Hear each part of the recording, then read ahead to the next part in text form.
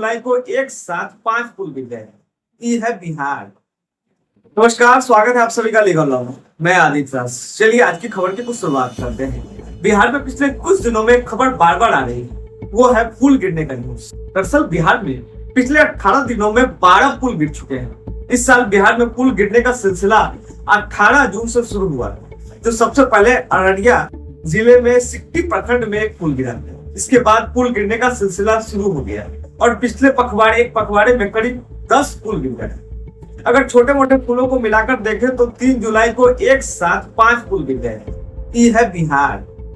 बिहार में एक पखवाड़े के भीतर लगभग 1 दर्जन छोटे बड़े पुल के ध्वस्त होने की घटना हैरान करने के साथ साथ चिंतित करने वाला है। जैसे खबर है कि अकेले बुधवार यानी 3 जुलाई को ही राज्य के विभिन्न हिस्से में 5 पुल धराशायी हो गए। इसमें सिवान से छड़ी नदी पर बने 2 पुल शामिल थे। जाहिर है कई गांवों के आपस में सीधा संपर्क टूट गया होगा और मानसून के मौसम में उनकी परेशानियां बढ़ गई हो।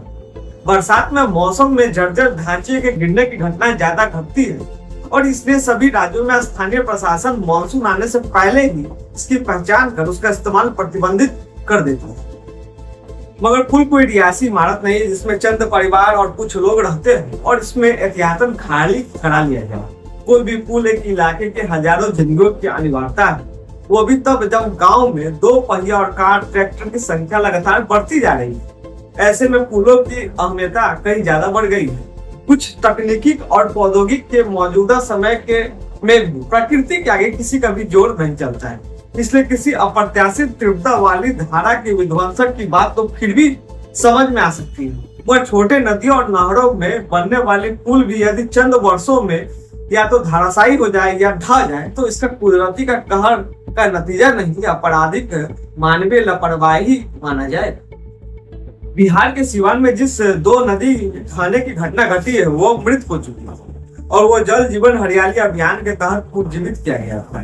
निसंदेह इसके लिए राज्य सरकार और स्थानीय प्रशासन सराहना के पात्र है। आखिर इस नदी के जिंदा होने से हजारों एकड़ भूमि की सिंचाई को बल मिला है। मगर क्या इस तंत्र को यह भी सुनिश्चित नहीं करना चाहिए था कि जो पुल जर्जर अवस्था में है उसका विकल्प भी साथ साथ तैयार किया जाए।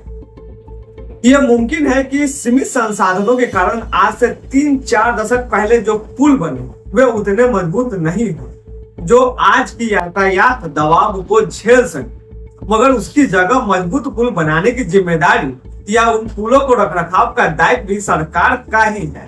इन दिनों पूरे देश में हमारी सरकारों में कुछ बड़े बनाने और बड़ा रचने का ऐसा होड़ मची है कि हाशिए की जरूरत उनकी निगाहों से छूट जा रही है।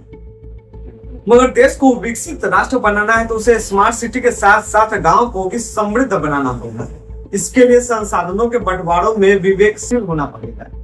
यदि पुल और पुलिया धनावान में उपेक्षित होते गए तो तरक्की के सारे दावे बेईमानी ठहरेंगे, क्योंकि मानसून तो हर साल सरकार दावे की परीक्षा देगा। सिर्फ बिहार में पुल के ढहते जाने की चिंता की बात नहीं है, दूसरे तमाम राज्य में भी चमचम सड़कों पर बनते गड्ढे और नए निर्माण के दरकने की खबर लगभग रोजाना सुर्खियां बटोर रही है। इसलिए बेहतर हुआ कि तमाम सार्वजनिक निर्माण में आधुनिक स्थापित मानकों की गारंटी सुनिश्चित की जाए और इसमें किसी किस्म की कोताही बढ़ाने वाले की जिम्मेदारी तय।